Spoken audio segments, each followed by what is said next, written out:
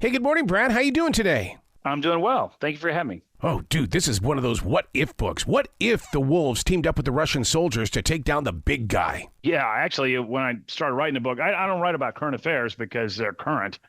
And Flash to Bang for a book is about a year.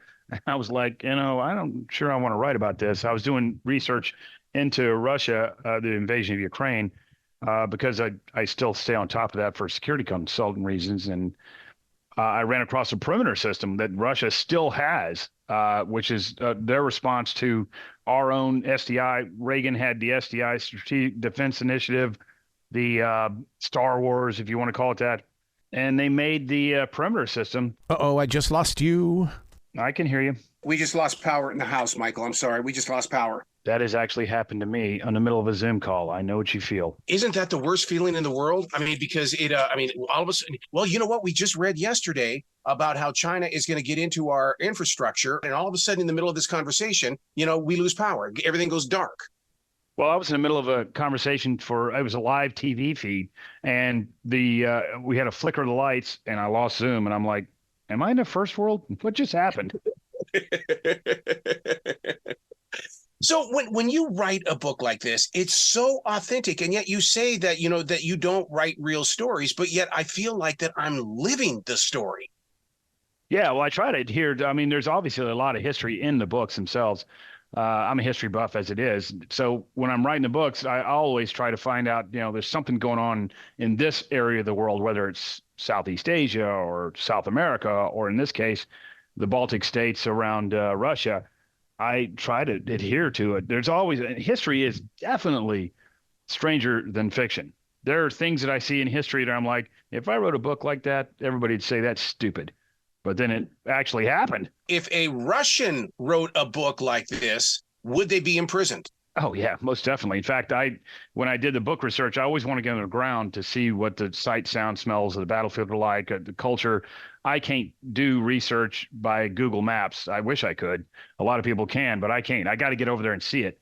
And I was like, number one, I'm not going to get shot at in Ukraine. Number two, I can't go to Russia. I've written books about Russia before. Ghosts of War was about Russia, and I didn't want to end up in jail. So there's no way I would go to Russia to do research on that. Well, how did you do it then? Because you had to, because it, like I said, it looks so real. It's like I can smell the air and I can actually hear everything that's going on and feel the frigid temperatures.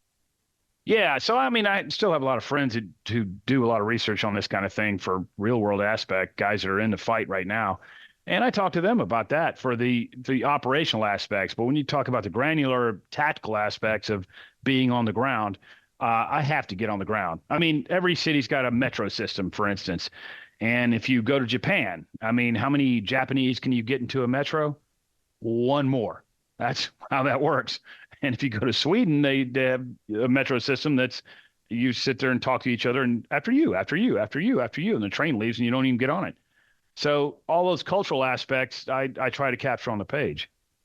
Let's talk about Pike Logan, because we are in this age of new discovery all the time. In other words, you're getting new readers all the time. Someone's going to pick up this book and they're going to love the cover. They're going to love Dead Man's Hand. They're going to love everything about it, but they don't know who Pike is. As that author, how do you get readers to really dive into the storyline and then go back and read a lot more of your books? Well, that actually is one of the hardest things I have to do, is because this is the 18th book in the series. And so all the books stand alone. So you can pick up any of my books and read that book and you'll know exactly what's going on. But at the same time, I don't want to bore the guy who is a reader. So somebody's read 18 of my books and I still have to explain the task force. I got to explain the background of Pike, got to explain everything that's going on without just, doing a funnel of information. Here's page one. Let me give you what happened in the last 18 books. And so I have to figure out how to dribble that out and to make sure the new reader, understands what's going on in the book without boring the old reader who definitely understands what's going on in the book. And that's one of the hardest things I do. Oh, wait, power's back on. Hallelujah. In this book, Putin being Putin, he knows all and enters Victor Petrov. Did I say that right? Yeah, actually, that's kind of funny you asked me that. So I wrote a book, American Traitor, 2 books ago that dealt with China and Taiwan. And the audio reader emailed me and said, hey, I need some help on these pronunciations of the names. And I'm like, I don't know how to pronounce that damn thing. I know how to spell it, but I can't pronounce it. Brad, when you write a book like this, do you find yourself looking over your shoulder? I mean, this book is pretty authentic feeling. Yeah, actually, when I do all the research for it, which is an enormous amount of research, that when I start writing a book, I always wonder, am I getting this right or am I getting it wrong? Is this going to go left or is it going to go right? And like I said earlier, this is about current events, which I really had to stay on top of because anything could happen inside Ukraine. And at the time, as a good example, Sweden, part of the book is about Sweden joining NATO. And Sweden and Finland said they're going together. They're a buddy team. Either we both come into NATO or we're not coming to NATO. And I told my publisher that I don't think that everybody's mad at Sweden right now. Turkey's mad at Sweden, and it's going to drag out. And I think we're good on that. But they could join NATO. Well, halfway through writing a book, Finland said, screw it. I'm not doing the buddy team thing. I'm joining NATO. And they did. And I was like, rass, and had to go back and rewrite a bunch of stuff. Here's my PTSD. I think I have to know about everything. I'm constantly having my nose shoved into content. Yeah, mine is too. I spend probably 2 hours each morning. I have feeds from all over the world because, the American press, they only deal with stuff that Americans care about. But there's a lot of stuff happening around the world that we don't care about, but it's happening. Well, I mean, a good example is, everybody's talking about the Gaza Strip and it's genocide and genocide this, and everybody's fighting about Gaza Strip. Well, Sudan right now, to this moment, has a genocide occurring. I mean, literal genocide. They're not attacking towns because they want to find terrorists. They're attacking towns because they want to kill everybody in there. And that's not making the news. I mean, the two generals that are fighting and the ex-president, who's no longer president of Sudan, they're all indicted for war crimes. You don't hear any of that. And so, I mean, I have feeds that, I'm keeping abreast all that stuff, but that kind of stuff never makes the American news. It's almost like wag the dog. Let me do something over here so that you don't watch what we're doing over here. And then we're going to do it over here, which is still going to confuse you on what's really going on. Yeah, I just think it's the American attention span is just not long enough to. I honestly don't understand how you could be doing a literal genocide in Sudan, and there's not been a single news story about that ever. And Israel is trying to kill Hamas, who just slaughtered thousands of their own people, and that's in the news every day. It's like, okay, you guys, if you really thought that this was genocide and you really cared about human life, why aren't you talking about Sudan? Dude, I got to be honest with you. All my attention was once on Ukraine because I have a neighbor over there who is a journalist. He's always been there. And then once this thing happened with Hamas, I mean, it's like all of a sudden all my attention is in the Middle East and it's not in Ukraine anymore. Yeah, actually, I did a signing here in Dallas last night. I'm on the book tour right now. And the first person in line was somebody in hospital scrubs who was from Ukraine, had a heavy accent and said, I heard about this book and I want to read it. And I was like, boy, I really hope I did it service. That's kind of where you're really like, I hope she likes this book. How do you physically bring your characters to life? I mean, do you know these people or do you go to a Starbucks and watch people and get down their character?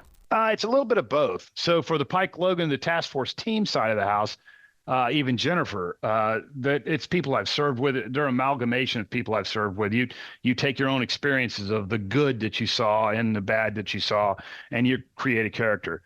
On the other side, when I'm doing the antagonist, I'm creating a bad guy out of whole cloth. A Hannibal Lecter. Not that I have anybody like Hannibal Lecter, but you've got to create that out of whole cloth.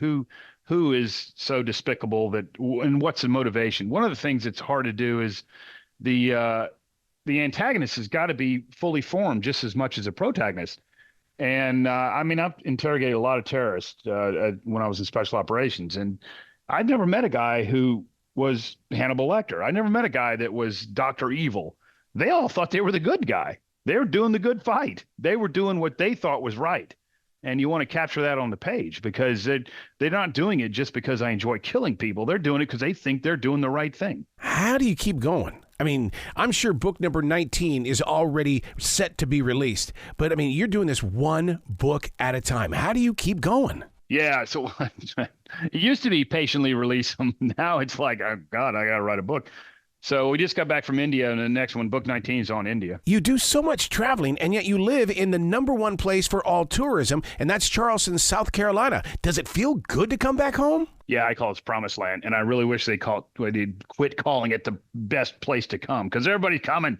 Stay away from Charleston. You're ruining it. Oh, my God, it's so true. You go down there now, and it's like a gigantic city. Yeah, well, I mean, luckily it's built on a peninsula, so it can't get any bigger. So the downtown is a downtown, and that's all it's going to be. Do you remember when the Folly Beach Lighthouse was connected to land? Oh, yeah. Well, actually, I remember, I mean, I was here for Hugo. When I say I was here, my parents, my grandparents, everybody's from Charleston. I grew up in Texas, but I used to come out there all the time. My dad went to the Citadel. My twin brother went to the Citadel. My sister went to college in Charleston. So I have a lot of connections with Charleston. But I mean, I remember when Hugo came and wiped out all the old brick houses on Isle of Palms, and now they're all McMansions. I mean, it's completely changed the face of it. All right, man. Now the business part. Where can people go to find out more about you and give you a lot of love? They can go, they go to my website at bradtaylor.books.com. And actually on the website, I have excerpts of every book I've ever written. So if they want to get a flavor of my writing, they can click on the excerpt and start reading. Please come back to the show anytime in the future. The door is always going to be open for you, Brad. Thank you. Thank you for having me. You be brilliant today. I will. Thank you.